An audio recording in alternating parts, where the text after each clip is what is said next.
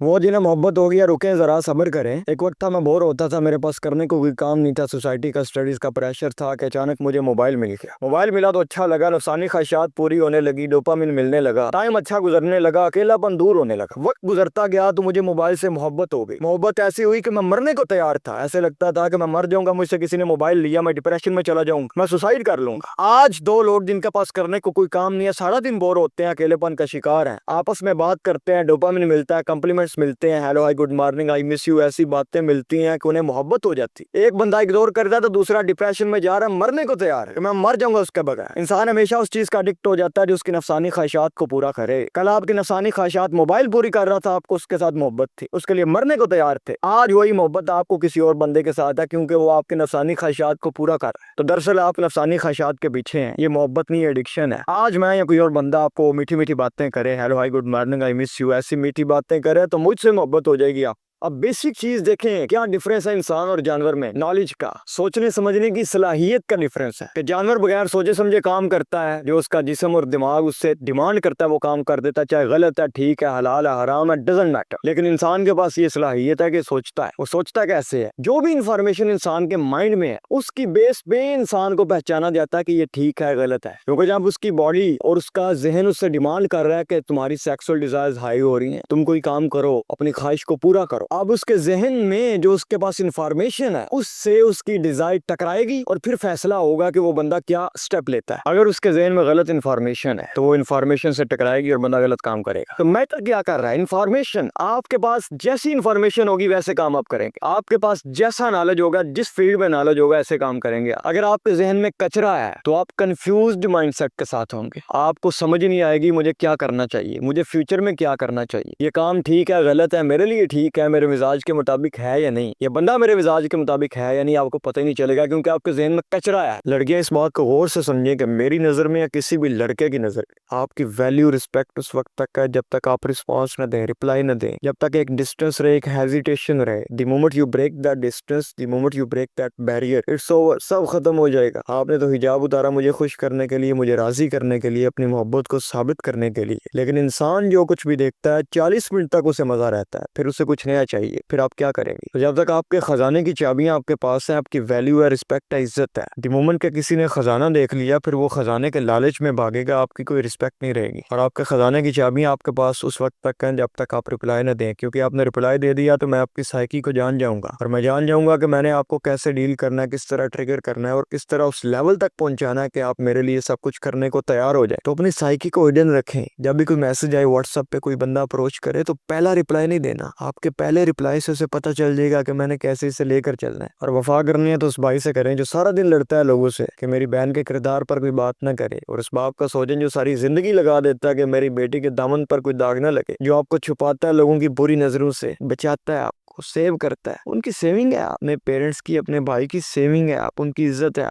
आज के दौर में ये मोबाइल फोन डिफाइन करेगा कि आप कहाँ जा रहे हैं। अब आने वाले वक्त के कामयाब इंसान है या नाकाम तरीन इंसान है, ये मोबाइल फोन डिफाइन करेगा। तो नजर रखें कि मैं किसको सुन रहा हूँ, मैं किसको फॉलो कर रहा हूँ, किसको देख रहा हूँ, क्योंकि आप जिसे देखेंगे, सुनेंगे, फॉलो करेंगे, आने वाले वक्त में आपकी पर्सनैलिटी बिल्कुल वैसी होगी, आपके नजरियात, आपकी सोच, आपके ख्यालात बिल्कुल ऐसे ही होंगे जिसे आज आप देख रहे हैं। ये कितनी बड़ी बात कह दिया मैंने कि आने वाले वक्त में वो नौजवान जो इस पे अमल करेगा याद करेगा। देखो, नजर रखो मेरे अंदर क्या जा रहा है, कैसी ख्वाहिशात कहाँ से पैदा हो रही हैं, जिन क्रिएटर्स को आप फॉलो कर रहे हैं और बजाय टाइम पास समझते हैं, टाइम पास नहीं है, ये आपकी पर्सनैलिटी में चेंजेस आएंगे। चाहे आप टाइम पास के लिए देखें, चाहे आप मजा लेने के लिए देखें, चाहे आप थोड़ा देर एंजॉय करने के लिए देखें, यही आपकी पर्सनैलिटी बनेगी आने वाले वक्त में। और अगर आप स्क्रोलिंग कर रहे हैं, आपको पता ही नहीं है सारा दिन मैं क्या देखता हूँ, क्या सुनता हूँ, किसको फॉलो करता हूँ, अपने दिमाग को एज ए डस्टबिन यूज कर रहे हैं, वायरस भेज रहे हैं, सिस्टम ने दिमाग में वायरस भेज रहे हैं, कचरा भेज रहे हैं, तो आप बेरारवी का शिकार होंगे, आप एंजाइटी, डिप्रेशन, इन्फ्योरिटी कम्प्लेक्स होगा आपको, आपकी सेल्फ स्टीम लो हो जाएगी। ये चीजें देख देख कर, आवाम की लग्जरी लाइफ देख देख कर आपकी सेल्फ स्टीम लो हो जाएगी, आप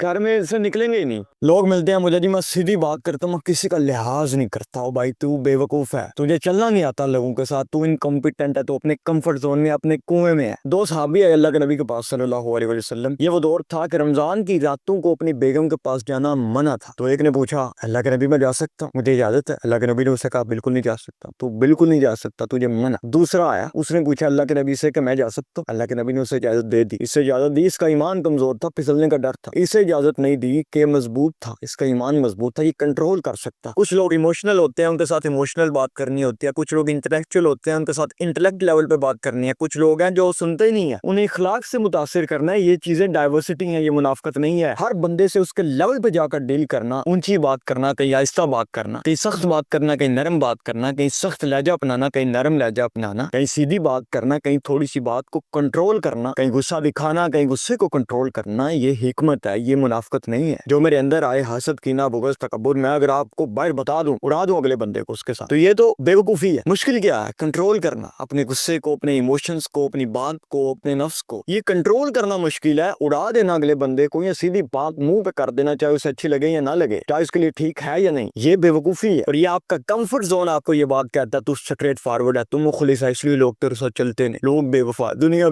बेवकूफ है तू भाई। अल्लाह फरमाता है कुरान में कि शैतान तुम्हारा खुला दुश्मन है, इसके मामले में खुद पर एतबार ना करो, ये बड़ा खुला दुश्मन है और आपको वहां से वार करेगा कि आपको पता भी नहीं चलेगा। ये छोटे छोटे गुनाह करवाएगा आपसे, छोटे छोटे प्रोजेक्ट देगा आपको, आपके दिल को सया करने के लिए, दिल से अल्लाह की मोहब्बत को गायब करने के लिए छोटे छोटे गुनाह करवाएगा कि बातें कर लो, चैटिंग कर लो, कुछ नहीं होता, कोई नहीं देख रहा, सब करते हैं। ये आपकी तैयारी करवा रहा है बड़े प्रोजेक्ट के लिए, बड़े गुनाह के लिए। और जब आप छोटे छोटे गुनाह करके आदी हो जाएंगे, दिल करप्ट हो जाएगा, दिल से अल्लाह की मोहब्बत गायब हो जाएगी, फिर आप बड़ा गुनाह करेंगे, फिर आप तैयार हो जाएंगे बड़ा गुनाह करने के लिए, क्योंकि आपके दिल में अल्लाह की मोहब्बत नहीं, अल्लाह का डर नहीं। छोटी छोटी ख्वाहिशात को रोकना है, छोटे छोटे गुनाहों से बचना है। ये शैतान जो आपको छोटे छोटे प्रोजेक्ट दे रहा है, इससे बचना है, दूर भागना है, यहाँ से रोकना है। अदरवाइज आपको पता भी नहीं चलेगा, एक दिन आप बड़ा गुनाह करके बैठे होंगे और आपको पछतावा हो रहा हो। तो जब आप बड़ा गुनाह करके पछतावा कर रहे होंगे ना, फिर आपको याद आएगा कि किस तरह शैतान ने मुझे वर्गलाया, किस तरह इसने मुझ पर वार किया, किस तरह इसने मुझे छोटे छोटे गुनाह करवा कर आज मुझे इस लेवल पर पहुंचा दिया कि मैं इतना बड़ा गुनाह कर बैठा हूँ, मुझे खुद पर यकीन नहीं आ, मुझे अपनी जात से नफरत हो गई है, इतना बड़ा गुनाह कर बैठा हूँ। शुरुआत कहाँ से हुई है? छोटी छोटी चीजों से, छोटे छोटे गुनाहों से, छोटी छोटी नफसानी ख्वाहिशात। तो शैतान के साथ हमेशा एक जंग में रहो, हमेशा इस बात को ज़हन में रखो कि ये छोटे गुनाह एक दिन बड़ा गुनाह बनेंगे। हमेशा इस बात को याद रखो, शैतान इस तरह वार करेगा कि आपको पता भी नहीं चलेगा। आप बेशक जितने मर्जी इंटेलिजेंट है, जितने मर्जी नेक है, अगर किसी को जज करना हो ना, देखना हो कि वो कितना पावरफुल है, तो देखो उसका कंट्रोल कितना है अपनी शख्सियत पे। रोज कितनी आंटियों को वो इनकार करता है, इतना पावरफुल है वो। जितनी आंटियों को वो रोज इनकार करता है, जितना वो रोज गुनाहों से बचता है, उसे मौका मिलता है फिर भी कंट्रोल कर देता है। और ऐसे बंदे की पर्सनैलिटी में आपको करंट नजर आएगा, ऐसे बंदे की आंखों में आपको चमक नजर आएगी, ऐसे बंदे की पर्सनैलिटी में आपको एक ठहराव नजर आएगा, एक अट्रैक्शन नजर आएगी। और जो बंदा जिना करके आ जाए, और अल्लाह जो बंदे उन तो नींद ही नहीं आती, उसकी तो जिंदगी बेसुकून हो जाती, उसको तो नींद ही नहीं आती। तो बंदा कंट्रोल करता है अपनी ख्वाहिश को अल्लाह के लिए, वो रात को जब बिस्तर पर जाता है ना, तसल्ली होती है उसे, एक सुकून होता है, एक सेटिस्फेक्शन होती है कि मैंने आज का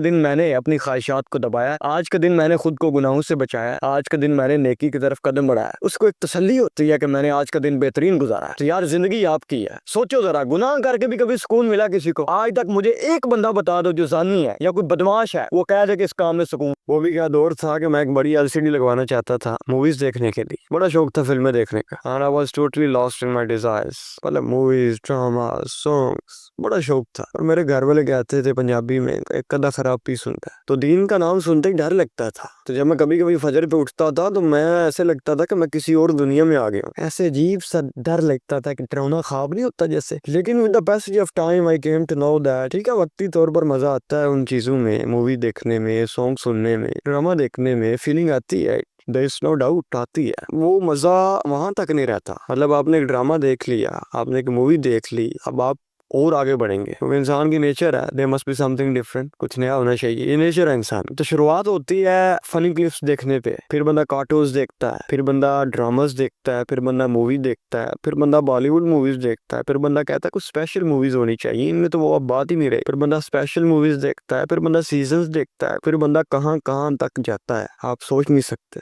तो यार बंदा कहाँ तक जा सकता है बताए ना आप? ये चीजें कम नहीं होती, ये बंदे की भूख खत्म नहीं होती। मतलब ये जिस्म की भूख, नंगे जिस्म देखने की भूख इतनी ज्यादा है कि बंदे वापसी का वो रास्ता नजर नहीं आता। लेकिन ये बात मैं गुनाह करके पछताता था, नमाज नहीं पढ़ता था तो गिल्ट फील होता था। What did I feel? कि जो बंदा ये फील करता है ना कि मैं गुनाह करता हूँ, जो बंदा पछताता है ना, अल्लाह उससे हिदायत दे देता है एक ना एक दिन, कि बंदा ये कह दे कि गो विद द फ्लो, चलता है, सब करते हैं, उसकी वापसी का कोई रास्ता नहीं है, वो बागी हो चुके हैं। और बागी बंदे को अल्लाह हिदायत नहीं देता, अल्लाह हिदायत देता है जो कंफ्यूज्ड हो, जो कभी कभी अल्लाह को कहे कि या अल्लाह, तो आप देखें आप कहाँ खड़े हैं। अगर तो आप कंफ्यूज्ड हैं, अगर आप गुनाह करते हैं, पछताते हैं, तो मैं सल्यूट करता हूँ आपको और आपको पेशेंगोई कर रहा हूँ आपके लिए कि आप आने वाले वक्त में इंशाल्लाह हिदायत पा जाएंगे। लेकिन अगर आप बागी हो चुके हैं अल्लाह के, अगर आप गुनाह करके इसे नॉर्मल समझते हैं और इसे अपनी ज़रूरत समझते हैं, तो वह करें अल्लाह से। इस तरह ज़हन गंदा हो जाता है बंदे का एक लेवल पे कि वो अपनी माँ बहन के पास बैठ नहीं सकता। तो यार जानवर की तरह जिंदगी गुजारनी है आपने। ये तो जानवरों की जिंदगी है कि जो उनकी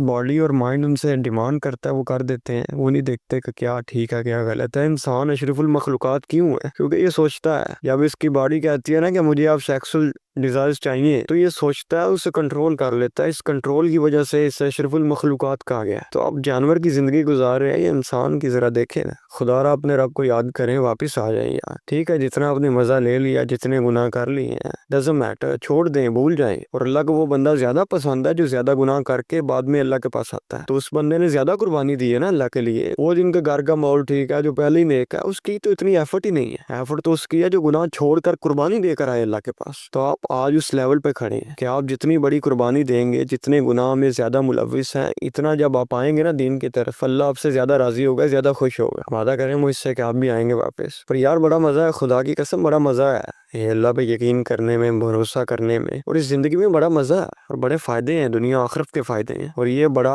फायदे का सौदा है कि दुनिया में भी अल्लाह आपको देगा और आखिरत में भी होने देगा। बड़े फायदे का सौदा है। नमाज पढ़ने में दिल इसलिए नहीं लगता कि आप 4-5 घंटे शैतान को देते हो, यानी मोबाइल फोन को, और 10 मिनट अल्लाह को देते हो, वो भी टकरे मार कर। आप जिसको टाइम दोगे वही दोस्त बनेगा। तो टाइम दो ना अल्लाह को, टाइम दो। सारा दिन पॉजिटिव गुजारो, सारा दिन ऐसे गुजारो जैसे आपका इबादत करने में गुजरता है। अगर आप 10 मिनट अल्लाह को देंगे, नमाज पढ़ेंगे, वो भी टकरे मारकर, और बाद में जाकर 4 घंटे फिल्म देखेंगे, जो 10 मिनट आपके अंदर रूहानियत आई है वो खत्म हो जाएगी। आपका दिल फिर सया हो जाएगा, करप्ट हो जाएगा। तो अगर आप अल्लाह से ताल्लुक बनाना चाहते हो, अगर आप चाहते हो कि नमाज में ख्यालात ना आए, अल्लाह पे मुझे यकीन आ जाए, तो फिर सारा दिन पॉजिटिव गुजारो, सारा दिन गुनाहों से बचो, सारा दिन अपने नफ्स को कंट्रोल करने में गुजारो, सारा दिन अल्लाह को याद करने में गुजारो। हैरान होता हूं मैं, 200 लोगों को आपने फॉलो कर रखा है और हर बंदे की जिंदगी में आप टो लेना चाहते हैं। अल्लाह के नबी ने टो लेने से मना फरमाया। आप जानना चाहते हैं कि कौन से व्लॉगर की जिंदगी में क्या हो रहा है, टिकटॉकर की जिंदगी में क्या हो रहा है, किसका अकाउंट बैन हो गया, किसके कितने लाइक्स हो गए, कौन सा बंदा छाया हुआ है, कौन सा नहीं। खुदा दा ना लिया, इतना टाइम आप अपनी जिंदगी में दें अपने आप को, तो आप कहां से कहां पहुंच जाए। कीमती टाइम आप इन लोगों को देते हैं और ये लोग आपको इस्तेमाल कर रहे हैं अपने मतलब के लिए, पैसा कमाने के लिए। और इनको पैसा उस वक्त मिलता है जब ये आपको महसूस करवाते हैं कि भाई तू पीछे रह गया, मैं आगे आ गया। इस महसूस करवाने भी इनको पैसा मिलता है। तो भाई इतनी फजूल जिंदगी नहीं है आपकी। अल्लाह ने आपको किसी मकसद के लिए पैदा किया है। There is a purpose of your life. और मकसद अल्लाह के नाम को बुलंद करना, अल्लाह के लिए कुछ खास करना। लेकिन आप अपना सारा टाइम अपने उन व्लॉगर्स को दे रहे हैं, टिकटॉकर्स को दे रहे हैं, एक्टर्स को दे रहे हैं, जिनका आपकी जिंदगी में कोई लेना देना नहीं है। अगर आपके घर में कोई मसला है तो वो आकर सॉल्व नहीं करेंगे, आपने खुद करना है सॉल्व। और उसके लिए आपको स्ट्रॉन्ग माइंडसेट चाहिए। और उस स्ट्रॉन्ग माइंडसेट में एक वायरस जाता है। वो वायरस ये स्क्रोलिंग है। ये हर बंदे की टो लेना वो वायरस है। और जब वो वायरस स्ट्रॉन्ग माइंड में जाता है तो उसे तबाह कर देता है। आपका माइंड भी तबाह किया जा रहा है उस वायरस से। तो अपनी जिंदगी के मसाइल हल करें भाई। हर बंदे की जिंदगी में झांकना छोड़ दें, अपनी बात करें, अपने बारे में सोचें। मेरी जिंदगी में क्या मसाइल है, उन्हें मैं कैसे हल कर सकता हूँ, और उसके लिए कैसा माइंडसेट चाहिए, क्या नॉलेज मुझे लेना चाहिए। जब एक लड़का देखता है अपने दोस्तों को कि उसके पास 4 बच्चियों का नंबर है, वो पार्टी कर रहा है, मजे ले रहा है, एंजॉय कर रहा है, तो उससे फोमो होता है, खुद को कंपेयर करता है उनके साथ, और उसे ये फीलिंग आती है कि दुनिया आगे जा रही है, मैं पीछे रह रहा हूँ। उसे ये फीलिंग आती है और फिर इसी रेस में लगता है वो, और 4 बच्चियों की तलाश में निकल जाता है। तो इससे बचने का एक ही रास्ता है कि वो लोग जो अल्लाह की लिमिट्स को क्रॉस करके मजा ले रहे हैं, खुश हो रहे हैं, उन्हें अल्लाह पे यकीन नहीं है, अल्लाह के इंसाफ पर यकीन नहीं, वो अल्लाह का इनकार कर रहे हैं। अगर उन्हें यकीन होता आखिरत पर, क़यामत पर, अल्लाह के इंसाफ पर, तो वो ये काम न करते। तो आपको तो फख्र होना चाहिए अपने आप पे कि अल्लाह ने मेरा हिस्सा रखा है आखिरत में, अल्लाह मुझे आखिरत में मेरा हिस्सा देगा। आपको फख्र होना चाहिए अपने आप पर कि बेशक मैं इस दुनिया में मजा नहीं ले पा रहा, दुनिया मुझसे आगे जा रही है, गलत कामों में दुनिया मुझसे आगे जा रही है, मैं इस दुनिया में बेशक मजा नहीं ले पा रहा, अल्लाह के पास मेरा हिस्सा है, अल्लाह मुझे देगा, हुरे देगा। जिस दिन आपको ये यकीन आ गया कि मेरा अल्लाह के पास हिस्सा है, आखिरत पर यकीन आ गया आपको, खुदा की कसम आप कंपेयर करके खुश होंगे, आप प्राउड फील करेंगे अपनी जात पे कि अल्लाह ने मुझे बचा रखा है इन गुनाहों से। और आपको तरस आएगा, रहम आ गया उन लोगों को देखकर जिनके पास 4 बच्चों के नंबर है, जो एंजॉय कर रहे हैं, अल्लाह की लिमिट्स को क्रॉस करके एंजॉय कर रहे हैं। ऐसे ही नहीं आप चले जाते गूगल पे सर्च करने वीपीएन लगा के, there is something that takes you to जिना, कोई चीज है जो आपको वहां लेकर जाती है। या तो आप नए नए बच्चियों में कूल बनकर आए हैं, या फिर 4-5 लड़कियों के साथ आपकी चैटिंग है, और पंजाबी च कहते हैं ਤੁਹਾਡਾ हाथ नहीं पै रहा उत्थे, इसीलिए अपनी ख्वाहिश पूरी करने के लिए आप वीपीएन लगाते हैं। या फिर आपने कोई रील शॉट देखी और आपको बूस्ट मिला और आप गए हैं वीपीएन लगाया, गूगल पे सर्च किया और गलत कंटेंट देखा। ये नेचुरल प्रोसेस नहीं है, ये नेचुरल नहीं है। 3 काम जो मुश्तरी से बचने के लिए मैं करता हूँ। नंबर 1, अस्सलातु तन्हा अनिल फहशाई वल मुनकर, बेशक नमाज फहाशी और बेहयाई से रोकती है। 5 वक्त की नमाज पे नो कॉम्प्रोमाइज। नंबर 2, दूसरा काम, वला तक़रबुज़ ज़िना, ज़िना के करीब न जाओ। हर वो चीज जो आपको ज़िना के करीब लेकर जाती है उससे बचो। ये मोबाइल होता है 24 घंटे मेरे पास। अगर मैंने कोई चीज देखनी है, रिसर्च करनी है, प्रॉपर मैं यूट्यूब से जाकर देखता हूँ। स्क्रोलिंग के लिए मेरे पास कोई टाइम नहीं है। अपने दिमाग को मैं डस्टबिन की तरह इस्तेमाल नहीं करता। और तीसरा काम, फारिग टाइम को बेहतरीन इस्तेमाल करना सीखो। How do you pass your life, time it's gonna define your future. आप अपना फारिग टाइम कैसे गुजारते हैं, आपका मुस्तकबिल इस बात पे खड़ा है कि फारिग टाइम आप कैसे गुजारते हैं। तो पॉजिटिव टाइम पास करना सीखो भाई। आज के दौर में पॉजिटिव टाइम पास करना इट्स सेल्फ एक बड़ा काम है। पॉजिटिव टाइम पास करो। कोई काम भी नहीं है तो वो काम ना करो जो तुम कर रहे हो। स्क्रोलिंग ना करो। स्क्रोलिंग करने से बंदा आगे नहीं जा रहा, पीछे जा रहा है। अपने दिमाग में कचरा ना भरो। तो 3 काम मैं करता हूँ। नंबर 1, नमाज पे नो कॉम्प्रोमाइज। नंबर 2, दूसरा काम, मैं पूरी कोशिश करता हूँ कि ज़िना के करीब न जाऊँ। तीसरा काम, पॉजिटिव टाइम पास मैं करता हूँ, मसरूफ रखता हूँ अपने आप को। वो चीजें जो आपको ज़िना के करीब लेकर जाती है उनसे बचना है, दूर भागना है। अल्लाह फरमाता है कुरान में, वला तक़रबुज़ ज़िना, ज़िना के करीब भी न जाओ, फटको भी ना करे। लेकिन आप चैटिंग कर रहे हैं, आप बातें कर रहे हैं लड़कियों से,